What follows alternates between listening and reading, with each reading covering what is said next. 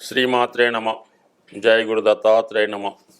ఈ వీడియోలో మనం తులారాశి వారికి మార్చి 29వ తారీఖున ఏర్పడబోతున్నటువంటి షష్టగ్రహ కూటమి ప్రభావం ఏ విధంగా ఉంటుంది అని పరిశీలించే ప్రయత్నంలో కేవలం తులారాశికి వారికి మాత్రమే ఈ గ్రహ కూటమి చాలా అనుకూలంగా మారడం జరిగింది. అందులో ముఖ్యంగా శనిగ్రహం గత 2.5 సంవత్సరాలుగా పంచమ స్థానంలో ఉన్నటువంటి శని భగవానుడు 6వ స్థానంలోకి అంటే జయస్థానంలోకి మారడం జరిగింది. 6వ స్థానం అంటే శత్రువులు, రోగాలు, రుణాలు, విజయం, ఇంటర్వ్యూలు, పోటీలు, ఎలక్షన్లు ఇవన్నీ 6వ స్థానంలోకి రావడం జరుగుతుంది. ఒక వ్యక్తి జీవితంలో మనిషి సక్సెస్ అవ్వాలంటే అతని జన్మజాతకంలో 6వ భావం స్ట్రాంగ్గా ఉండాలి. ఖచ్చితంగా ఒక పాపగ్రహం 6వ భావంలో ఉంటేనే జాతకుడు ఎందులో అన్నా విజయం సాధించగలుగుతూ ఉంటాడు. మరి గోచారరీత్యా స్వభావ సిద్ధంగా పాపగ్రహం అయినటువంటి శని భగవానుడు మీనరాశిలోకి 6వ రాశిలోకి ప్రవేశించడం ఈ రాశి వారికి నిజంగా ఒక వరం లాంటిది. రాబోయే 2.5 సంవత్సరాల్లో ఈ తులారాశి వారు ఎక్కువగా అటు సెలబ్రిటీ రంగంలో కానీ, సినిమా, మీడియా, టీవీ రంగాల్లోనూ, ఫైనాన్సు, బ్యాంకింగ్ సంస్థల్లోనూ ఏదన్నా ఒక ఉన్నత స్థాయి చెందిన వారంతా ఈ తులారాశి లేదా తులాలగ్నంలో జన్మించడం జరుగుతుంది.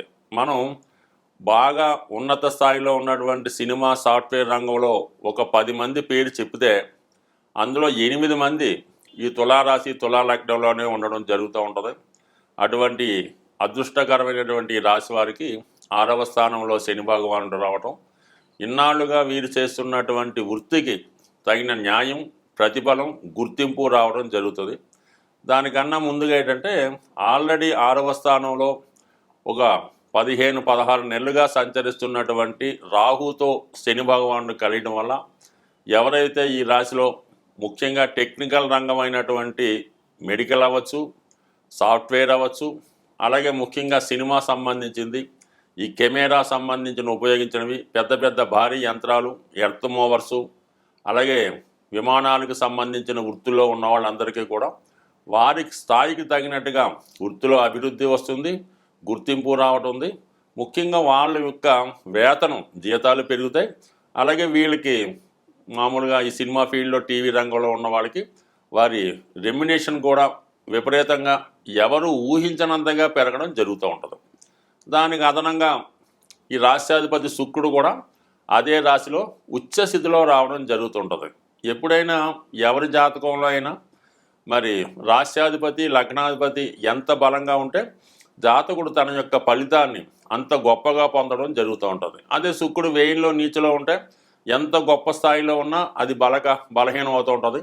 అదే మీనరాశిలో శుక్రుడు ఉంటే ఈ తులారాశి వారికి వారి స్థాయి విపరీతంగా పెరుగుతుంటుంది. ఎప్పుడు కూడా ఒక హై సొసైటీలో, హై క్వాలిటీలో ఉండడం జరుగుతూ ఉంటుంది.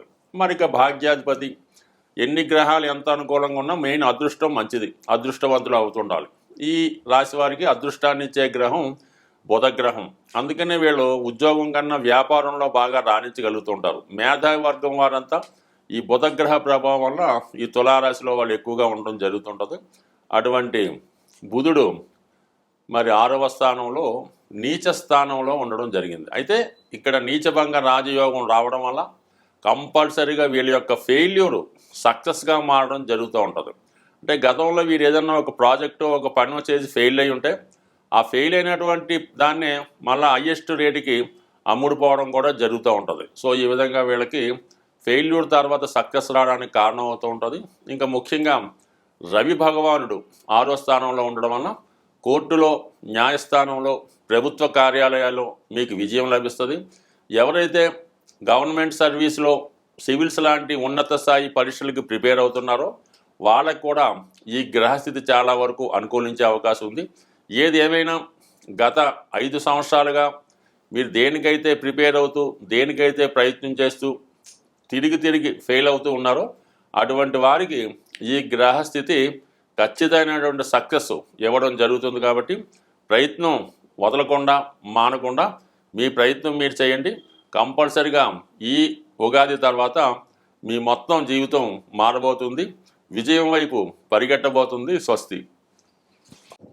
ఎటువంటి గ్రహస్థితి అయినా, ఎటువంటి దోషాలు జాతకంలో ఉన్నా దాన్ని వ్యక్తిగతంగా ఎవరికి వారు చేసుకున్నటువంటి పరిహారాల వల్ల మాత్రమే ఆ దోషాలు నివృత్తి అయి జాతకుడు అభివృద్ధి వైపు వెళ్ళే అవకాశం ఉంటుంది. ఏదైనా గ్రహాలు సహకరించాలంటే గ్రహరాజైనటువంటి సూర్య భగవానుణ్ణి ప్రతినిత్యం పూజించడం వల్ల, ఆదివారం నియమంగా ఉండడం వల్ల, ఆదిత్య హృదయం చదవడం వల్ల, కంపల్సరీ ఏదైనా గాయత్రి మంత్రం ఉన్న వాళ్ళు చేసుకోవచ్చు. సాంప్రదాయంగా రవి భగవాన్ని పూజిస్తేనే మిగతా గ్రహాలు సహకరిస్తాయి. ఇప్పుడు ఈ 6 గ్రహాల్లో ఒక సూర్యుడు, చంద్రుడు ఒక వర్గానికి చెందిన వారు 15 రోజుల్లోనే ఈ కూటమి నుంచి బయటికి రావడం జరుగుతుంది. ఇక అక్కడ ఏర్పడినటువంటి ఈ 4 గ్రహాలు కూడా ఒకే వర్గానికి, అంటే శని వర్గానికి చెందినవి. రాహువు, అలాగే శని, బుధ, శుక్ర, ఈ 4 కూడా శని వర్గ రాశులుగా చెప్పడం జరుగుతుంది. కొంతమంది రాక్షస వర్గం అని అంటారు. ఏదైనా మెటీరియలిస్టిక్ జీవితంలో మానవుడు సుఖపడాలి, అన్ని సౌకర్యాలు పొందాలంటే ఈ 4 గ్రహాలే ప్రధానం. అదృష్టవశాత్తు ఈ 4 గ్రహాలు ఒకే వర్గానికి చెందడం వల్ల మీరు కంపల్సరీగా శని భగవానుని అనుగ్రహం కోసం శివుణ్ణి ఆరాధించడం వల్ల, రాహు యొక్క ప్రభావం కొరకు అమ్మవారిని పూజించడం వల్ల, మరి శుక్రుడు యొక్క ఇంపార్టెంట్, శుక్రబలం ఉంటే అన్ని సౌకర్యాలు లభిస్తాయి కాబట్టి లక్ష్మీ అమ్మవారిని లక్ష్మీ స్తోత్రం ద్వారా, అలాగే చివరిగా బుధుడు చిన్న గ్రహం అయినప్పటికీ కూడా విష్ణుమూర్తిని పూజించడం వల్ల ఈ గ్రహాలు మీకు అనుకూలంగా మారడం జరుగుతుంది. సో అందువలన వ్యక్తిగతంగా వీటన్నిటికీ కూడా ఏకైకంగా సింపుల్గా ఉపయోగపడేది విష్ణు సహస్రనామం. విష్ణు సహస్రనామ పారాయణ వల్ల అటు ఏలినాటి శని, శివుని యొక్క అనుగ్రహం కూడా రావడం జరుగుతూ ఉంటుంది. అలాగే విష్ణుమూర్తి అనుగ్రహం లభిస్తూ ఉంటుంది. ముఖ్యంగా లక్ష్మీ అమ్మవారి అనుగ్రహం కలగాలన్నా కూడా ఈ విష్ణు సహస్రనామ పారాయణతో పాటు అందులోనే యాడైనటువంటి లక్ష్మీ స్తోత్రాన్ని కూడా అది వినడం కన్నా, చదవడం కన్నా ముందు దాని యొక్క అర్థాలు మీరు వివరంగా తెలుసుకునే ప్రయత్నం చేయండి. మరి చాగంటి కోటేశ్వరరావు గారి ఉపన్యాసాల ద్వారా కానీ, పర్టికులర్గా ఉన్నటువంటి మరి ఆ విశ్లేషణ గ్రంథాలు చదవడం వల్ల తెలుసుకోవచ్చు. సో ఏదైనా మరి ఈ శాస్త్రాన్ని రచించిన వాళ్ళే ఈ 108 నక్షత్ర పాదాలకి ఈ విష్ణు సహస్రనామాన్ని విడదీసి ఒక్కొక్క నక్షత్రానికి ఒక్కొక్క శ్లోకాన్ని ఇవ్వడం జరిగింది.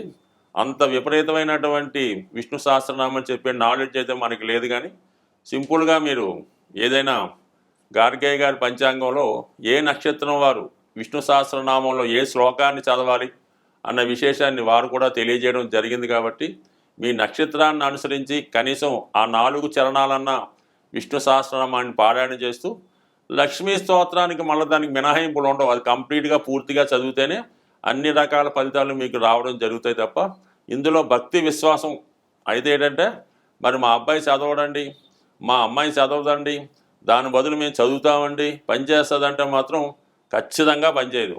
కనీసం సూక్ష్మంలో మోక్షం ఎంతో కొంత నమ్మకం పెట్టుకుంటూ కనీసం ఆ పుస్తకాన్ని దగ్గర పెట్టుకొని వీలైనప్పుడల్లా దాని వంక ఒక చూపు చూస్తే కంప్లీట్గా మీకు ఆ అనుగ్రహం తప్పగా లభించే అవకాశం ఉంది. ఏదైనా నమ్మకం, విశ్వాసం, గ్రహాలు శుభాన్నిచ్చినా కష్టాన్నిచ్చినా అవి అనుభవిస్తున్న వారికి ఇది చక్కని పరిహారంగా లభించే అవకాశం ఉంది. స్వస్తి.